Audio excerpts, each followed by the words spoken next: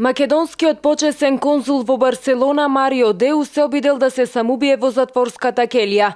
Тој е осомничен за убиството на неговите 3-годишни деца во вилата каде што биле на одмор во Кейптаун, Јужна Африка. Деус вчера требаше да се појави во суд.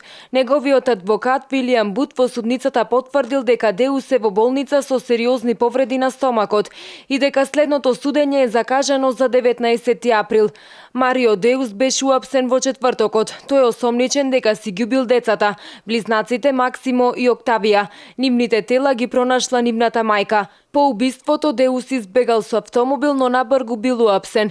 Министерството за надворешни работи на Република Македонија вчера соопшти дека преку амбасадата во Мадрид е побарана верификација на информациите објавени во шпанските медиуми за апсењето на почесниот конзул на Македонија во Барселона.